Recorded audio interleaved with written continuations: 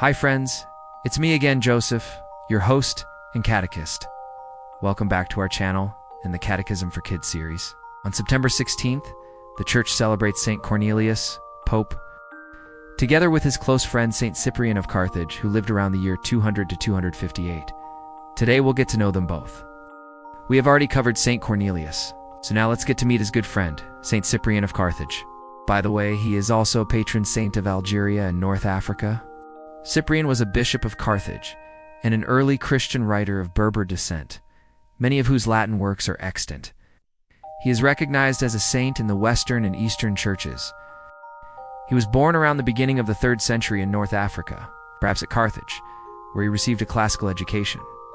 Soon after converting to Christianity, he became a bishop in 249. A controversial figure during his lifetime, his strong pastoral skills, firm conduct during the Novatianist controversy and outbreak of the Plague of Cyprian, named for his description of it, an eventual martyrdom at Carthage established his reputation and proved his sanctity in the eyes of the Church. His skillful Latin rhetoric led to his being considered the preeminent Latin writer of Western Christianity until Jerome and Augustine. The elegantly named Thessalonians Caecilius Cyprianus was born in an uncertain year in that buzzing beehive of early Christianity known as Roman North Africa. His biography epitomizes that of many greats of his era. A classically educated Roman citizen of renown finds Christ as an adult, leaves behind his exalted civic status, trades empire for church, places his gifts and reputation at the service of the people as a bishop of consequence. But because he lived in times of hot persecution, Cyprian's life did not come to a peaceful end like others with similar biographies, such as Saints Hilary, Ambrose, Augustine, or Paulinus of Nola. The mighty Bishop Cyprian was sentenced to death by a local bureaucrat. On the fateful day, he knelt in the burning sand and waited for the heavy Roman sword to lop off his head.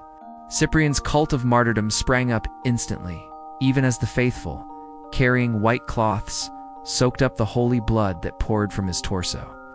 His name was soon placed in the Roman canon, where it remains today. Spoken from the altar and heard by the faithful at Mass and Eucharistic prayer, Cyprian was a big-hearted, well-educated man about town. When in his mid-40s, he was converted by the example and words of an old priest. He redirected his life, made a vow of chastity which astonished his friends, and even abstained from his greatest pleasure, the works of pagan authors. In all of Cyprian's Christian writings, there is not one single citation of these pagans whose style and thought Cyprian had so admired. Once converted, Cyprian's mind focused on Scripture and the growing canon of Christian theology, mostly that of his fellow North African Tertullian. Soon after his baptism, Cyprian was ordained a priest, and in 248, after first resisting the appointment, he was made the bishop of his home city of Carthage. His impressive bearing and refined education earned him deep respect among the faithful. Under the persecution of the Emperor Decius, 249 to 252, which so marked the life of the 3rd century church, many Christians lined up at the offices of their local Roman official to offer token worship to pagan gods and to receive a libellus, or small sheet, documenting their apostasy. Cyprian lost all his possessions in this persecution, but avoided capture by going into hiding. He governed his diocese remotely through letters and was compelled to defend his flight against criticism leveled by bishops in both Rome and North Africa that he was avoiding martyrdom. Once the tide of persecution subsided, Cyprian returned to Carthage and was lenient but clear. Like his contemporary Pope Cornelius, in reintegrating the lapsi back into the church once they had performed a suitable penance. The roiling debate over how to pastorally respond to the lapsi divided the church in North Africa, with some priests arguing no forgiveness was possible for idolaters, and others demanding that the lapsi perform onerous penances before they were received again into the fold. Cyprian responded to these divisions by writing a treatise on church unity, arguing that the Pope's teaching on this matter must be obeyed. There is one God, one Christ, and but one episcopal chair, originally founded on Peter by the Lord's authority. There cannot be set up another altar or another priesthood. Cyprian later clashed with Pope Stephen I over the validity of the sacraments performed by priests who had apostatized, a matter resolved after both men's death in favor of the Roman position of leniency. Cyprian's fellow North African, Saint Augustine of Hippo, in Book 5 of his Confessions, recounts how his mother, Monica, prayed in a shrine dedicated to Saint Cyprian in the port city of Carthage around 375 AD. So approximately 120 years after Cyprian's death, his legacy was firmly established, fresh and alive, as it still is today.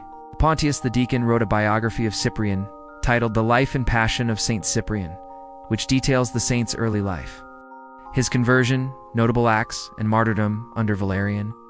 Churches were erected over his tomb and over the place of his death. In later centuries, however, these churches were destroyed by the Vandals.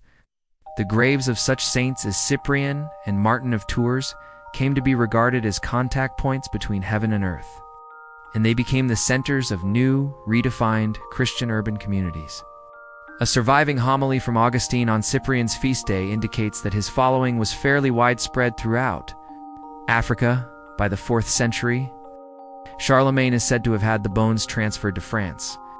In Lyons, Arles, Venice, Compunia, and Rhone in Flanders, all have claimed to possess part of the martyr's relics. The Catholic Church celebrates his feast day together with that of his good friend Pope Cornelius on the 16th of September. And in the Catholic Middle Ages, the Sarameus observed it on the day of his death, the 14th of September. The Eastern Orthodox Church commemorates him on the 31st of August. Lutherans now commemorate him on the 16th of September, while Anglicans celebrate his feast usually either on the 13th of September. For example, the Anglican Church of Australia, or the 15th of September, the present-day Church of England calendar of saints remembers him with a lesser festival. So who did you learn about today? That's right. Let's see. We have learned about Saint Cyprian, the good friend of Saint Pope Cornelius. What an amazing story. Thank you for watching, and I hope that you enjoyed today's saint story. If you enjoyed the video, please share it to your friends. And don't forget to like and subscribe so you won't miss any of our future videos. See you next time, and God bless you always.